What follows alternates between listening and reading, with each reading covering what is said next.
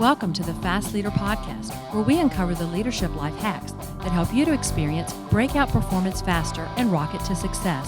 And now, here's your host, customer and employee engagement expert and certified emotional intelligence practitioner, Jim Rimbach. Call Center Coach develops and unites the next generation of call center leaders. Through our e-learning and community, individuals gain knowledge and skills in the 6 core competencies that is the blueprint that develops high-performing call center leaders. Successful supervisors do not just happen. So go to callcentercoach.com to learn more about enrollment and download your copy of the Supervisor Success Path ebook now.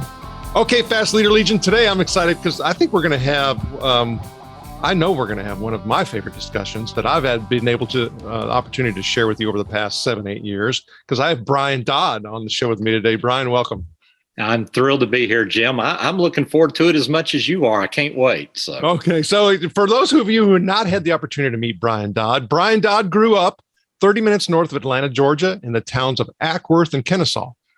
At the time, both cities were two red lights large, very small towns. Brian's family was very dysfunctional, and he and his brother, sister, and mother experienced every type of abuse imaginable. In Brian's home, there was emotional, psychological, verbal, physical, and spousal abuse. When Brian was 12 years old, his dad mercifully left the home. Brian's single mom then began taking the children to Ackworth United Methodist Church so that they could have some form of stability. The time there changed Brian's life. When Brian was 14 years of age, he accepted Jesus Christ as his Lord and Savior, and Brian's life was headed in a negative direction in which he would have become a statistic. However, this decision set him on a new trajectory. Brian's life, even as a teenager, now had direction and intentionality. It was also there Brian also began to experience the value of leadership. A series of mentors entered his life at different seasons and filled the vacuum left by an absentee father.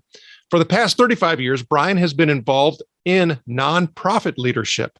For the last 20 years, he's been employed by Enjoy Stewardship Solutions, and they're an organization that helps nonprofit organizations with fundraising and leadership development. This organization was founded by Dr. John Maxwell, who remains a primary influence in Brian's life. Brian writes the website briandoddonleadership.com, which has been recognized as one of the top 50 most read leadership sites globally and one of the top 15 most read nonprofit leadership sites. Out of this site has come a coaching course and 3 books. The most recent is the 2021, The Year in Leadership, The Stories of Faith, Athletics, Business, and Life, which inspire us all. Brian also has been recognized as one of Inc. magazine's top 100 leadership speakers. Brian currently lives in Woodstock, Georgia, with his wife of 31 years, Sonia. They have a 23-year-old daughter named Anna, and she is a graduate of Liberty University with a business and ministry degree. As wonderful as the last 40 years have been, Brian truly believes his best days are ahead. Brian Dodd, thank you for helping us get all over the hump. Oh, well, thank you. And thank you for kind of prepping me to give that introduction. And I know it's going to be a launching point for a great discussion. So I'm looking forward to it. Most definitely. And I think for me, when I started looking at the book, the 2021, The Year in Leadership, for me, I had to highlight, and I want us to kind of launch our discussion on something that you had in your introductory. And so I'm going to just read this real quick. It says, all right. And just to kind of set the mark for this book is really a compilation that has been edited from all the blog posts that you had for the entire year of 2021. So for easier reading, it's been edited and put into the book. And so you have a slew of different stories throughout the year that are both, secular and non-secular, to talk about everything from humility, courage, resilience. I mean, it goes on and on and on. And you can pick up this book and just take one particular chapter and read it within, 5 minutes or less. And it doesn't go in any sequential or building order. They all stand on their own merit. So thank you for doing that. You're welcome. Thank you. Okay. So it says, let me tell you what you will not read in this book. I will not address presidential elections, insurrections, racial unrest, or pandemics. I will leave that to other experts who seemingly do nothing but divide audiences. Correct. Absolutely. Not talking about, and looking at your background, I totally understand why you don't want to address those issues because you've had your slew of that, right? Well, yes. We can tie some of those things together. I think there's a very pragmatic reason I don't address what would be classified as controversial topics. And then there's kind of a personal reason. The pragmatic reason is, you read it in the bio. What I do with Enjoy Stewardship Solutions is I help church leaders with their leadership development and fundraising. Okay. So what that means is if I take a hard stand on a particular topic, I've alienated 50% of the audience, and that hurts the company that I work for and hurts the John Maxwell organization and brand and things of that nature. So number one, the pragmatic side is I don't want to hurt the company because even though it is my website, every person, their social media is not their personal account. They reflect the organizations they're attached to. So that's something I firmly believe. So I don't want to put the people in my orbit in harm's way. Okay, so that's the pragmatic side. The kind of personal side, Jim, some people in this world are wired for conflict. They feed off of it. They enjoy it. They live for debate. They're just energized by it. And I'm just more of a builder and a completer and an accomplisher. And I don't have time, the energy, the resources, the desire to get in the muck and the mud for something that, let's be honest, if I give my opinion, it's not going to solve the issue. So why don't I leverage my time, resources, talents, abilities, influence? Why don't I leverage that in areas that can make a difference? And if I could ever make a difference in those areas, absolutely, I would engage, because I certainly have opinions like everybody else. I'm just not part of the solution. I would only be part of the problem if I engage those topics. Okay, well, as you're sitting there, I could be somebody who's saying, okay, Brian, that's a bunch of hogwash, because Jesus Christ is arguably one of the most divisive subjects, topics, entities, personalities, whatever. I mean, we can just describe it so many different ways that has ever existed in human history. Correct. So, I mean, it's like, okay, well, I see some misalignment or incongruency here, Brian. Where do you say that that's not actually the right perspective to take? Yeah. First of all, I would agree with the person. If you think about it, the first time we see Jesus in public as an adult, he's walking into the temple, overturning tables and disrupting the entire religious system. Okay. So number one, I would agree with that. Number two, we are all works in progress. We are all mature and we're all developing as a leader. And this is important. Leadership is an oval track that has no finish line until we pass away. So you know what? If I'm writing the book 2024, the year in leadership, for all I know, half that book will be devoted towards me engaging topics. Just for at this point in my life, I just really don't feel like my voice adds any solution component to the conversation. And here's another thing too. Leadership is intricately linked to solutions. Like when a leader walks into a room, solutions should walk into a room. It should be, thank goodness Jim's walked in the room. You've got call center background, so do I. If you ran a meeting at our call center and you walked in, from a leadership perspective, you're either going to do two things. The old saying, you're going to, be water or gasoline. You're either going to ignite the room. There's going to be passion. There's going to be energy. There's going to be collaboration. There's going to be new solutions provided, or you're going to shut it all down.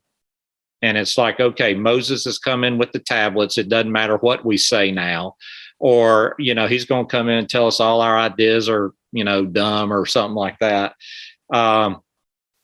And on those topics, I just provide no solutions. I just divide the audience. I'm not a coward. I'm not afraid. There's just no benefit to me engaging those conversations at this time. So. Okay. So I totally get that as far as, and you even kind of talked about the different seasons, right? Mm-hmm. Because we have different seasons. And one of the things that I jokingly say, and I can't attribute the source at the moment, and maybe you can with your vast experiences, but the joke goes something along the lines of the Lord didn't give us youth and wisdom at the same time. Since you've brought this up and we've gone down this path, I want to tell a story from my life that has greatly impacted my thoughts on that. Now, I'm going to go ahead and divide the audience right now. Okay. I am a conservative Republican. I don't like everything they do, but if I've got to pick a side, I'm based upon the way I'm wired as it relates to social issues, economic issues, global issues. Me personally, I align better than that. Totally respect people on the other side of the aisle. And matter of fact, America was built on debate and things of that nature. Totally respect that. Okay. In 1992, Bill Clinton was elected president of the United States. And for people who are old enough to remember it, it was a very contentious election. Okay. And for those of us who voted for President Bush, we were not big fans of President Clinton. Okay.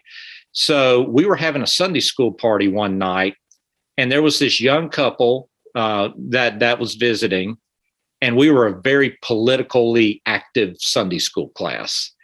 And it was the weekend when Bill Clinton challenged Ross Perot to have a debate with Al Gore. And so we're killing President Clinton. And we're going, don't you know Al Gore went home to Tipper tonight and said, can I tell you what my boss told me to do today? And we're just killing him.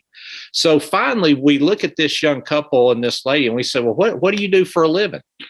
She goes, I help Democratic candidates prepare for debates. And we all kind of laughed and, okay, seriously, what do you do?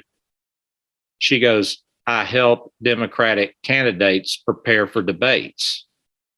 Jim, that was a tipping point moment in my life.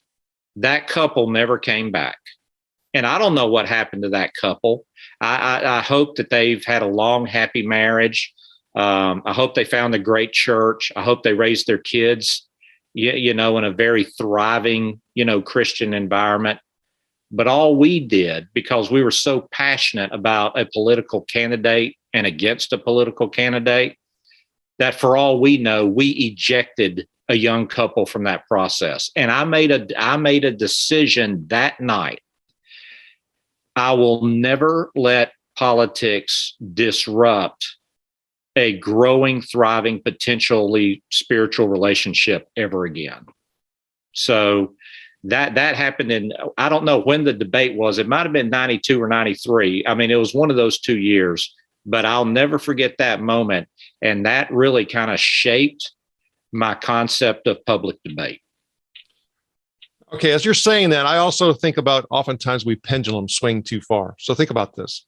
Mm-hmm. And this is, so having a conversation with my 82-year-old father, who's my mother passed away a few years ago. Who's, for him, he's like, hey, I want to find some, friends and a companion, and and he goes, but I don't want to talk about politics or religion. I said, well, Dad, I said, if you can't have a discussion about those things, I said, how do you expect to ever get into, a deep relationship with somebody? I said, you have to listen to their perspectives and respect them. And even if they're, opposing views. And, you talked about the importance of debate. The debate isn't yelling and throwing stuff. Debate isn't also shutting it off.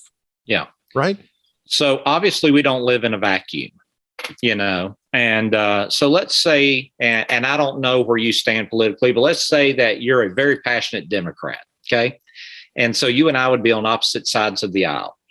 First of all, from my perspective, I respect you, and I'm more interested in our friendship than I am, okay, how do we feel about the current tax code? Okay. So first of all, I've elevated the relationship above a specific issue. That's me going into the conversation.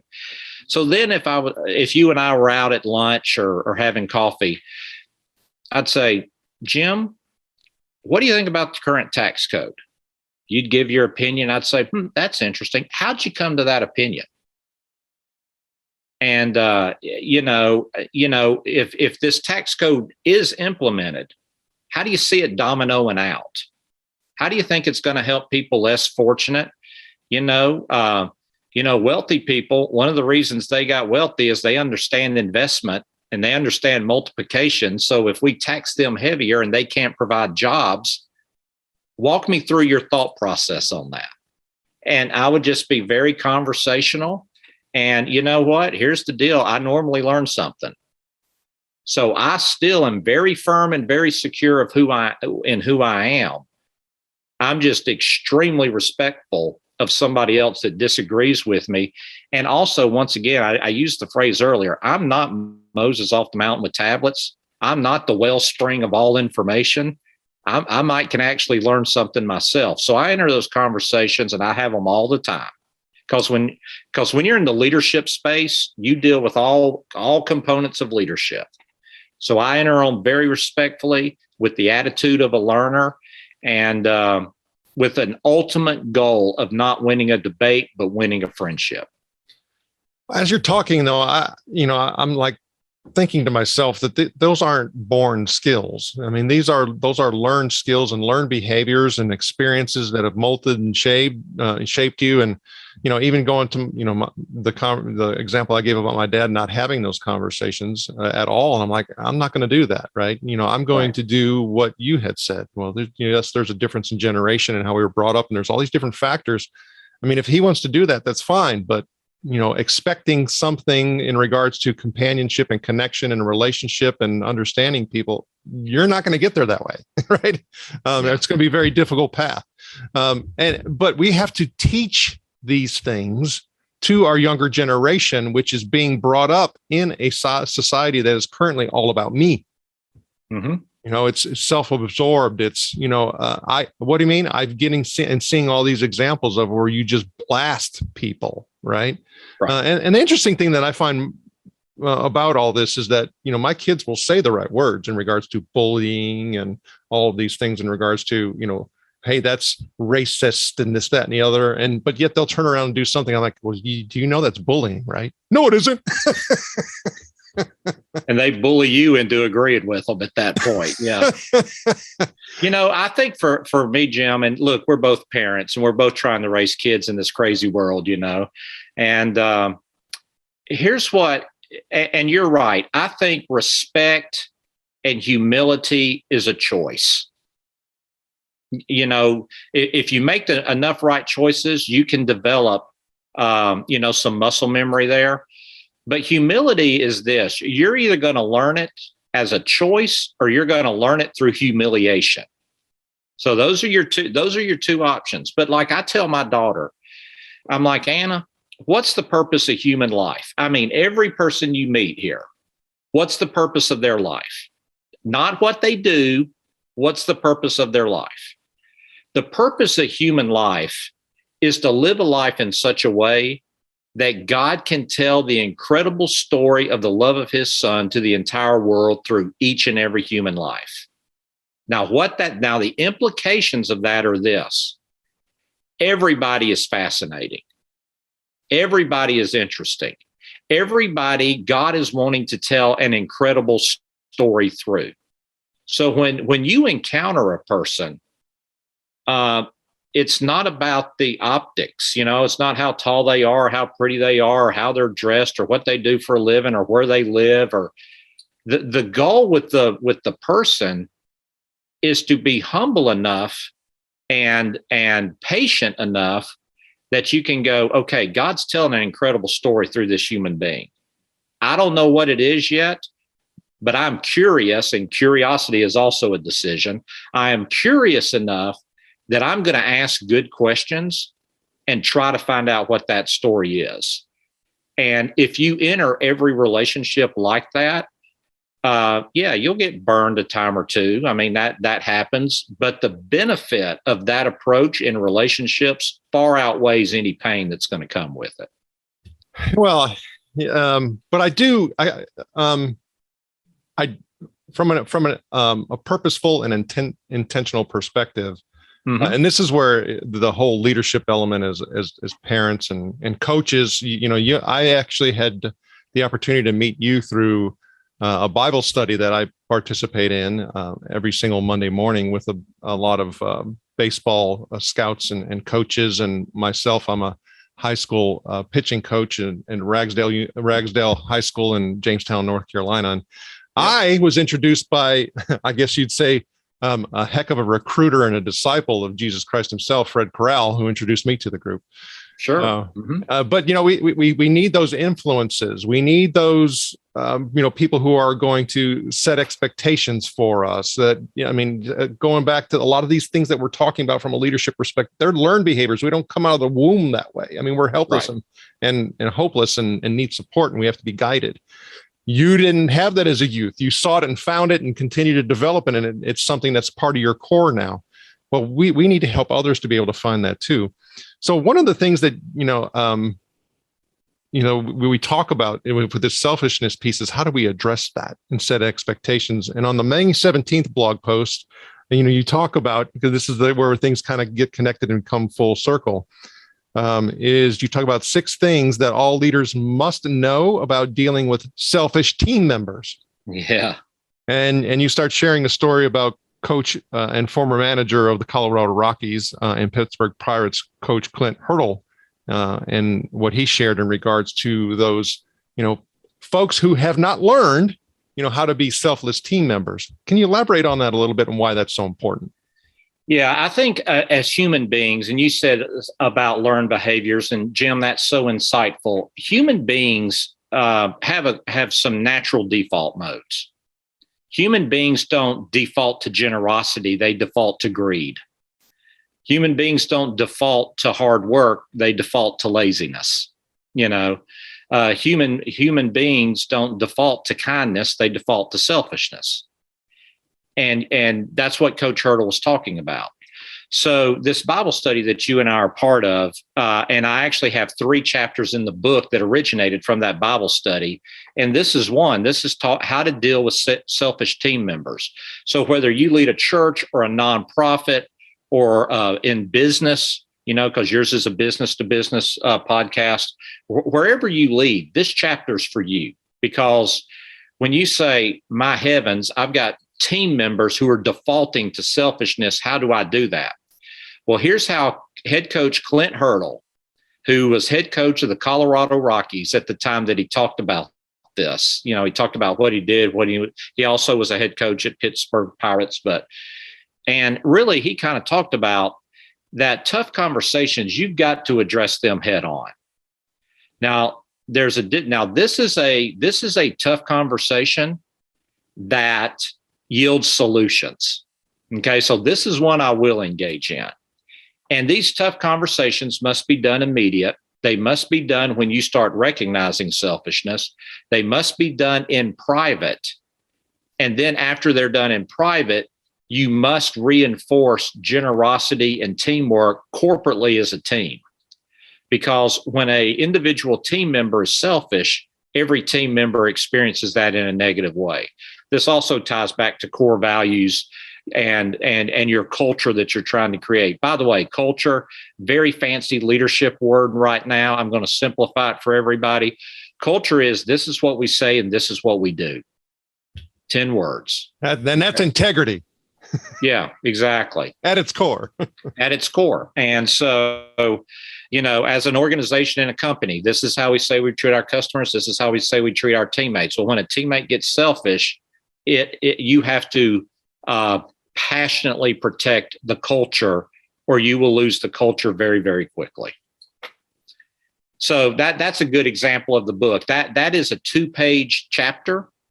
But if you're wanting to know how to deal with selfish teammates, here's a leader at the highest level, professional baseball leadership, giving wisdom and insights on how he dealt with selfish team members. Well, and as you were talking, I started thinking about several different things in regards to, okay, let's talk about elite level championship performance. And again, that applies anywhere and everywhere. Right. I mean, nonprofit, heck, governmental organizations. And I want to go back to one of the things that you said, although mine's a little bit more simple when I start talking about my kids and what I asked them when you were explaining your daughter's story. I like keeping it simple. And I asked my kids, so why did God put you on earth? And of course, they drop their head a little bit and they say, to help others. Exactly. Are you doing that? Yeah. Did this action and behavior that you just demonstrated, does this help others or does this hurt others, or is it neutral? Well, if it's neutral or hurting others, that's not our purpose. Exactly. So yeah, you've built a very clear and concise framework for success that your kids can operate within. So, and I'll also maybe sometimes I have to emphasize a little bit more. Say, what's your last name? That's not what we do. Exactly. And then if it gets really bad, it's like, what's your last name? Do you want to keep it? It is what it is, right? I mean, hey, exactly. Especially when you have some knucklehead young boys, they need a little bit more emphasis, right? But you talk about average. I love the November 13th book where you start talking about 40 things average people don't do. And so for me, it's I started going through these, and I think everybody needs, and I'm not going to read them all, but people need to go through this list because I mean, for me, it's like, a lot of reflective moments and opportunities here. Like even for me, when I'm talking about young boys, it's like, hey, average people don't run marathons. They spend a lot of time on the couch. Where have you been for the past 3 hours, right? Exactly. So there's some good foundational things let's influence the right behaviors. Let's do the right things. And it applies in so many different ways, but ultimately, why were we put on earth? It is to help others. Yeah, that particular section of the book, Tim Elmore wrote a great book, and I love Tim. Tim's from the John Maxwell tree, like I am. So Tim wrote a book on the 8 paradoxes of leadership that have now come since COVID, and he uses a phrase in the book, and it says, "How long does it take an average person to earn a black belt?" And it's actually a trick question. Average people don't earn black belts. And so what that did, that spurred my mind. Okay, well, what other things do average people don't do? And so then I started, going through it, and that's what created that list of 40. So for me, what I'm going to do, and this is how these things can multiply and be applied, is I'm going to take all 40 of those and edit them a little bit, and then create index cards for all of my baseball players. And we're going to get in a circle, and they're going to read and, pick from the pile, and they're going to read them. Yeah. I think that's such a great idea, Jim. And, as an author, I mean, that's humbling that I took some time to, give some thought to something, and now it's going to be invested in young men's lives, several states away. It's incredibly humbling. I'll just give the first 5. Average people don't live extraordinary lives. They live ordinary lives. Number 2, average people don't have good habits. Everything is random and happens completely by chance. Average people don't have above average or elite people around them. You are the average of the 5 closest people to you. And by the way, that is true. Average people don't rise early. They sleep late. Average people don't arrive early. They're always tardy. So that's the first 5. And, yes, these are foundational principles that are proven and, tested over time. And yes, none of us want to be average. But, and that's kind of the funny part to me, the human irony, like you were talking about, and what we have the propensity for. If we were to be asked, do you want to be average? Nobody's going to say yes. But then when you look at the behaviors, it's like, hello. Well, the great thing about you, Jim, first of all, here's what I love about you. And, if people see the video of this, you've got all those books behind you. I've read several of them, and you're a continual learner. And what I love about you as a continual learner is you then take what you learn and reinvest it in other people. I appreciate that. And I attempt to. Yeah. So you're going to take these 40 things and look, we're all human beings. I don't do all 40 of those things. It gives me something to work for. But what you're doing is you're taking that section of the book and building templates that allow others to take their performance to a completely different level. So very humbling on my part, and great job on your part. So. Hey, I appreciate that. And so for me, you bring up an interesting point, is that, and this is where part of the leadership piece becomes so important. I'm not going to sit there and say, I'm a good leader, but what I will say is I have no qualms, apprehensions, delay in addressing those tough conversations and those issues like you're talking about. And for me, it's, if I'm going to take a few knots on my head and get into the mix and stir the pot, I'm going to do it, because we're not going to allow the complacency and the not helping others and the selfishness and all of those other things rule us. It's just not going to happen. Yeah. Well, guys like me admire guys like you, Jim, just being honest about it. By the way, there are no perfect leaders. You pointed that out. One of the areas that even at 56 years old, I got to work on is hard conversations. I'm not good at them. I don't look forward to them. I'm not comfortable in them. And at 56 years old, it's something I'm really working hard at. I think I do a lot of other good things very well in the realm of leadership. But once again, there are no perfect leaders. And I'm telling you, hard conversations, I admire a guy like you, because it does not come naturally to me. And afterwards, you're just a ball of nerves after you've had those things. So yeah, that's something I'm working on. Well, and it's interesting that you say that. Is I've learned how to get better by doing proper psychological planning and wordsmithing. And the way that I would have approached a difficult conversation, even just 5 years ago, versus the way I would do it today, very different. Are you familiar with Sir Alex Ferguson? I am. I think so, but help remind me in the audience. So Sir Alex Ferguson is the legendary manager of the Manchester United Football Club. Okay, considered best soccer coach of all time. Really one of the great leaders in sports of all time. So he now speaks at like Harvard and, those kind of things in terms of organizational leadership. But he was known for what was called, and this is in the book, he was known for what was called the hair dryer. And the hair dryer was, he would yell at his players or his assistant managers and the coaches.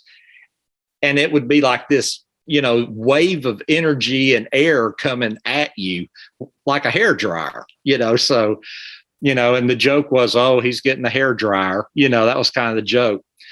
But it was interesting. Sir Alex Ferguson knew that his communicative style, this was one of his strengths. He would actually practice yelling at people and then ask the assistant coach, did I do good? Did the message get across? Will this improve behavior? If not, how do I need to change what I just did? So in his passion, I guess would be the phrase, he was so controlled as he delivered the hair dryer, and he had actually practiced and worked at the hair dryer. That is one of the reasons his teams were as successful as they were. I think that's a really good point that you're bringing up is, the controlled emotion that has, the pre-planning associated with it. You can't just blow the top. You have to learn how to, okay, well, if this goes in the way that I don't want it to go and it continues to go down. So with my young pitchers, who did very well over an Easter tournament, we gave up the least amount of runs for the entire tournament.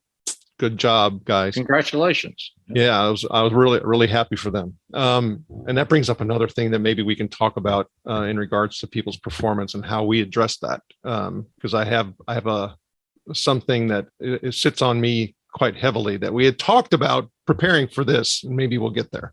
But it's we talk about yellow lights and red lights, and I just cut it down to colors, yellow and red. So okay. I have my young men, sometimes things will happen and they start having their emotions take over their ability to perform. And if I can spot that, because they're very visible signs, is I will yell yellow. And so they know they need to do something in order to get their emotions back under control. Yeah. Because if not, they won't be able to control the strike zone. And if I see them really get into it, I will yell red. And they know they need to do something that's more intense in order to control their emotions. And then sometimes I'll yell 4-2-4.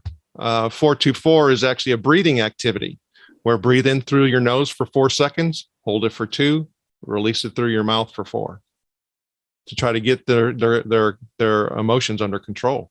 Because when you got guys making errors behind you and you have to get 6 and 7 outs where I was only needing to get 3, that could, especially for a young man, that could throw you off your game big time.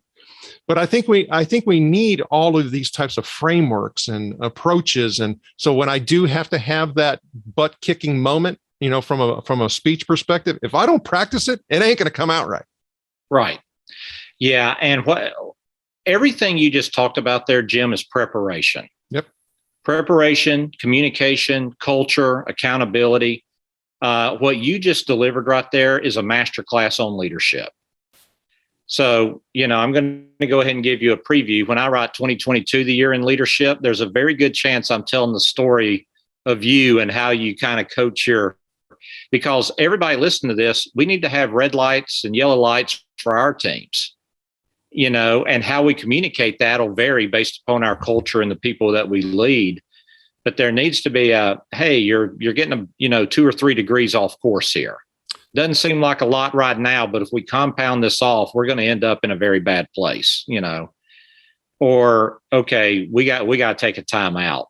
Let's just take a time out, step away from the phones or step away from the mound, and let's do the 4-2-4, So yeah, you just delivered a masterclass on how to handle and I would say diffuse potential chaos.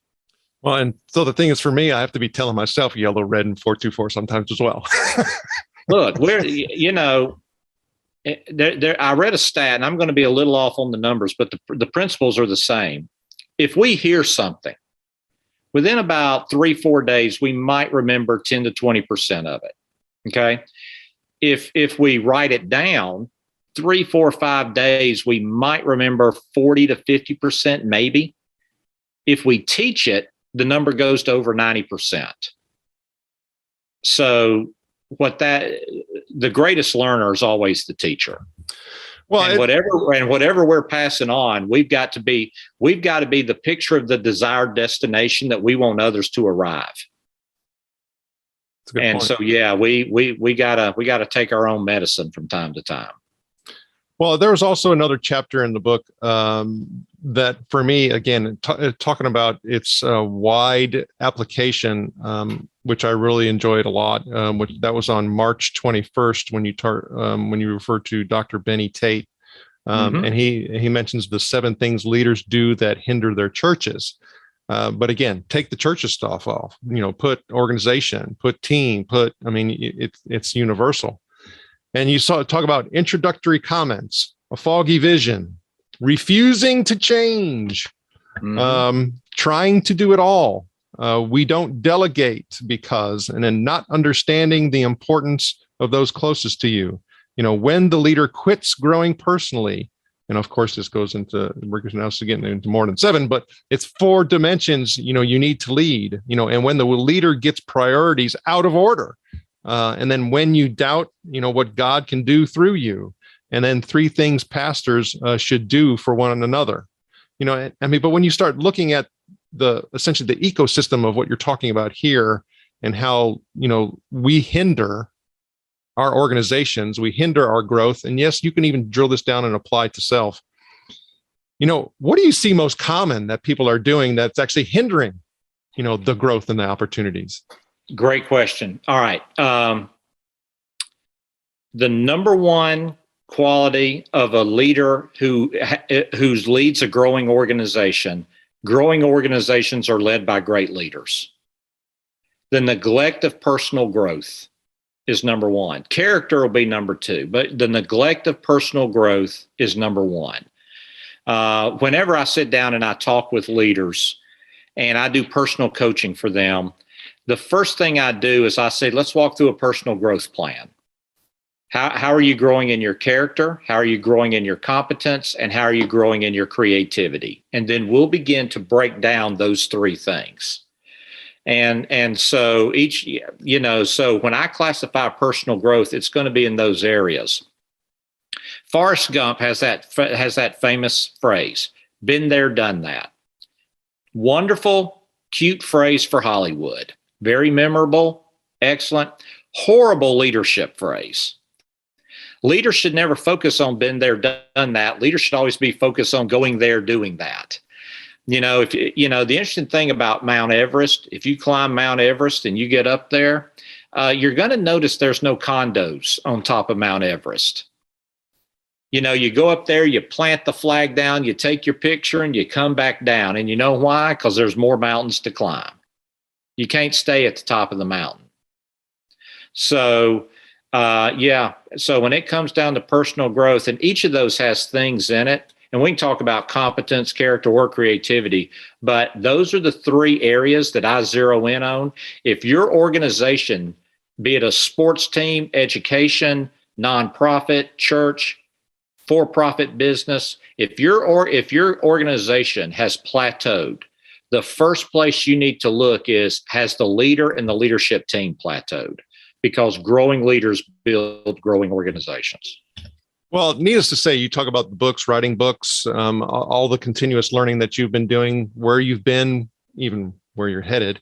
There's a lot of things that inspire us, your faith and things like that. And we like to really also focus in on things that, drive and inspire folks. And we look at quotes because there's so, you even mentioned several, but is there one or two quotes that kind of stand out for you that you'd like to share? My favorite quote of all time was written by Ralph Waldo Emerson. It is one of the true compensations of this life that a man can't help another without helping himself. By the way, that's perfect for your kids and what you're teaching them. That's my favorite quote.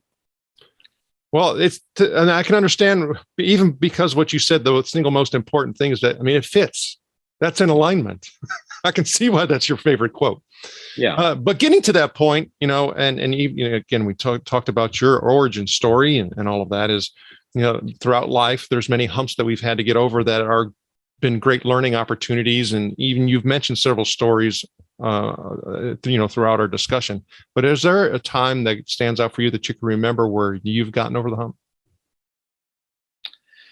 Well, I'll tie it back to the origin story, since you brought that up earlier, and we haven't got into that, and I appreciate you bringing that up. I think it's important by the way, every person listening to this podcast, or every person who will ever listen to this podcast, will always have situations that drive them to their knees.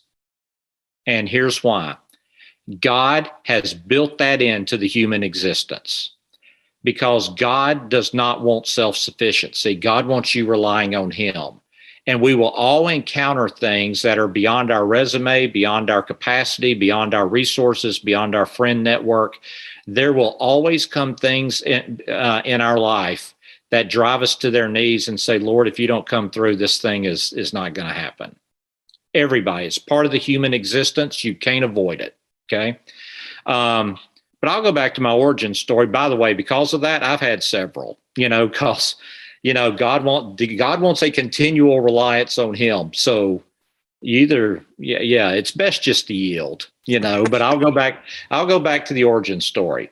It was a tough upbringing. Now at 56 years old, I cannot blame any decision I make today on what happened back then. Every decision I make today, I am wholly responsible for, and it might sound good on a blog, or if I was on a talk show or something of that nature. Okay, great. The decisions I make today, I am 100% responsible for. I have to own them. I have to take accountability. I can't blame anybody.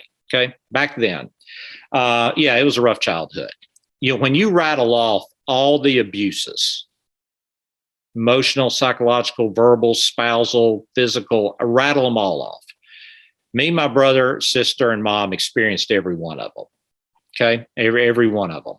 So when dad left, mom, like you said in the bio, wanted her kids to have some form of stability. So I was the oldest and angriest of the kids, and she looks at me and she goes, Brian, we're going to go to church.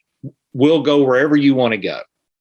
So my three best friends went to Ackworth United Methodist. I know you're a Methodist guy, so we went. And Ackworth back then, it's now been sucked in by urban sprawl of Atlanta. But back then, two red light town, and so we went there, and I'll never forget, after I became a Christian, my Sunday school teacher, a man named Linus Black, who I loved dearly and was one of those mentors that God brought into my life to fill that vacuum. Okay.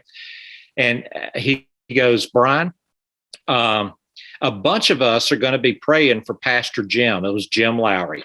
A bunch of us are going to be praying for Pastor Jim before the service. Do you want to pray with us? Well, this is the power of influence, because Mr. Black asked me. I'm like, yes, sir. So we go into Pastor Jim's office, and all these people who were praying for Pastor Jim was me, Mr. Black, and Pastor Jim. That's it. So Mr. Black prays first. I just repeat everything he said, because I have no religious background at all, zero. So I just repeat everything that he says, and then Pastor Jim closed out. But here's the interesting thing about that, Jim. That moment, that was probably September 1980. I did not realize it. You can only connect the dots looking back. You can never connect them in the moment or looking forward, okay? But looking back now, 42 years, that was the moment that God put me on you talked about a new trajectory. That was the moment God put me on a trajectory that I would spend the rest of my life serving pastors and church leaders and leaders in general of all walks of life. So yeah, at that particular time, I was on my knees. I would have been a statistic. There's no doubt about it. I was young. I was angry. I was destructive. I would have, no doubt about it. And here's an interesting thing. My brother and sister, I love them dearly. I became a Christian at a young age. My sister did at age 50. But prior to that, my brother and sister took the same path my dad did. Multiple divorces, affairs, all of that kind of stuff. And I don't think negative about them at all. The only difference between me and them is one decision. That I accepted Jesus, and it took them later in life. But if not, that would have been my life too. I'd have been a statistic, and so would have my kids. The power of someone who can influence your life. And there's been other people, since that was in high school, and there's obviously been other people since then. And but you're right. That's the power that a mentor, that's the power that a leader can make in the lives of the people he follows. And I'm going to be praying for you as you hand out that 40 things that average people don't do. I'm going to be praying, Jim, that, look, you're thinking it's just a card, and some of the parents may say, oh, yeah, the coach gave my son a card.